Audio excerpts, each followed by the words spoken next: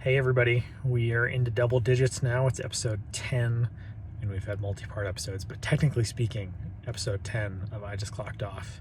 And this is the first one that I'm doing by popular demand. One of my friends who is a loyal listener of the show, you know who you are. Thank you. He has suggested that I do a little episode about the government shutdown and kind of what the government shutdown is all about. In the broadest terms possible to start, I mean, the government is shut down because Congress was not able to pass a budget to fund the government for the new fiscal year, which started on October 1st.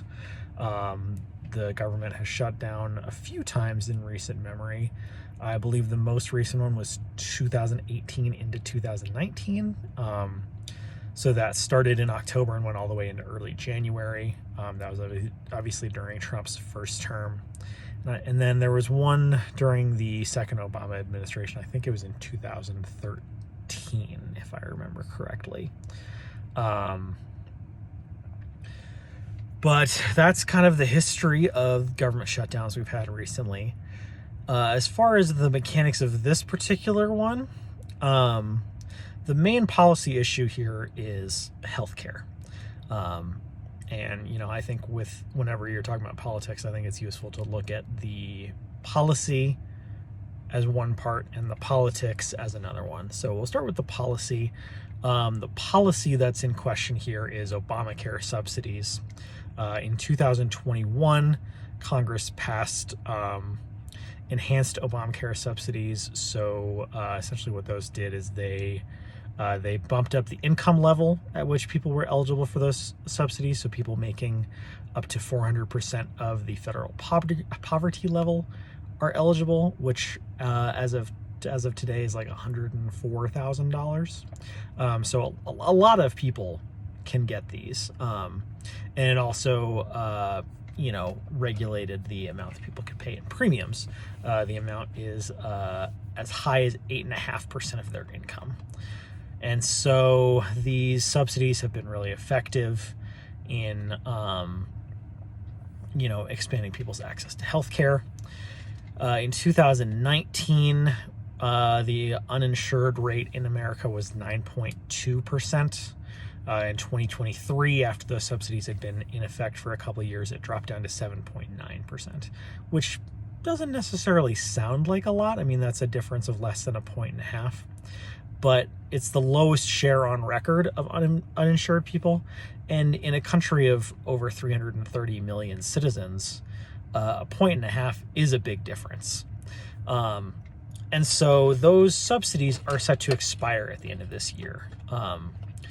And that is the issue that the Democrats are staking their opposition on. They are saying, we will not fund the government unless and until we get these subsidies extended, because it would have a crazy impact on a lot of people. I mean, people's premiums, I think, are estimated to go up by like 44% on average.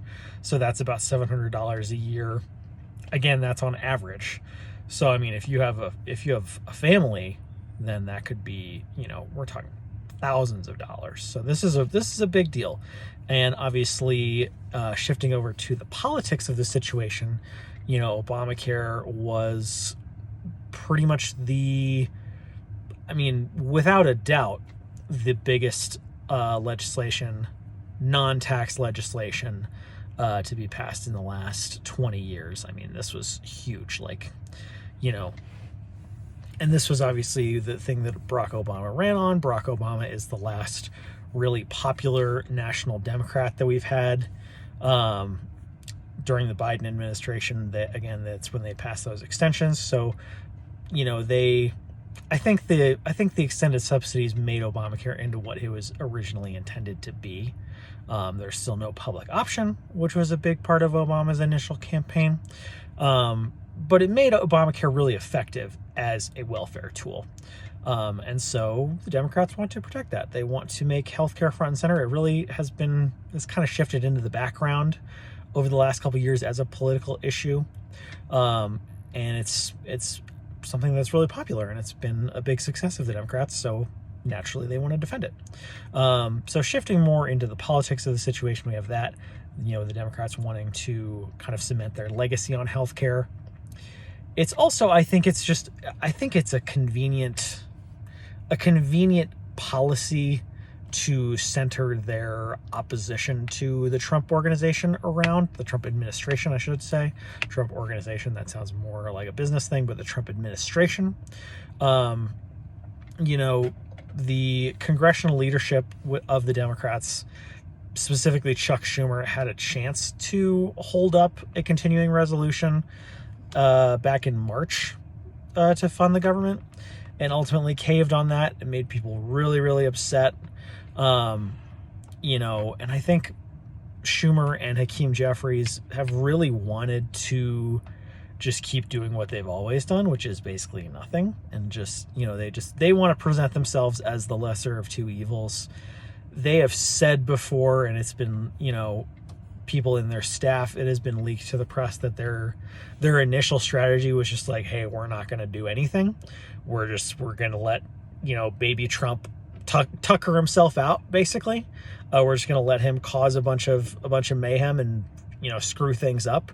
And then we're just going to be like, hey, we're not going to do that. We're normal. And I think they're finally realizing that that's not going to work, because the Democratic base wants them to take action right now. Most of the Democratic base really believes that Donald Trump is a fascist and that what he's doing is a danger to the future of our democracy. That's a position that I was skeptical of for a long time, but I'm not as skeptical anymore. I think some of the things that the Trump administration has done recently are really scary. And so I'm glad to see that the Democratic leadership are growing a pair of balls, frankly. They're digging their heels in on this. The Trump administration does have leverage. They can obviously decide who is essential and who is not. They've already started laying people off. They've already started talking about not giving back pay to workers who are furloughed during the government shutdown. There was even a brief spell where paying the troops seemed to be in doubt. I think the troops are going to get paid. I feel like that's a pretty good bet. But that's kind of their leverage in the situation, is that they can just start cutting people. But so far the Democrats have held firm. They don't seem like they're going to cave on this. I don't really think they should. I think that the Obamacare subsidies have been really successful, as I said before.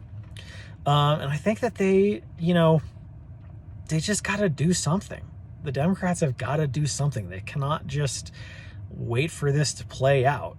It's not going to work. They're not going to have any base left if they do that. And so I think that's kind of the politics of the matter. And so we'll see. We'll see what happens. It's entirely possible that Schumer and Hakeem Jeffries will reverse course, and that they'll come back and cave on this. But they haven't done it so far, and I hope that they don't. So that's my little sort of primer on the government shutdown. There's obviously a lot of stuff going on with the government in the interim. There's a lot of foreign policy stuff going on. The economy is still all over the place. It's kind of interesting that the shutdown has not played a bigger role in the stock market. Stocks are just kind of doing what they were doing before. They're kind of not, investors don't seem to be very concerned about the government shutdown. That could be because of the so-called taco trade, the Trump always chickens out investing trend, which I could totally see that happening. There's already some friction in the Republican coalition around this. Marjorie Taylor Greene, most notably, has expressed support for extending the Obamacare subsidies. So we'll see. But I think the Democrats are doing a good job so far. Let's hope they keep it up.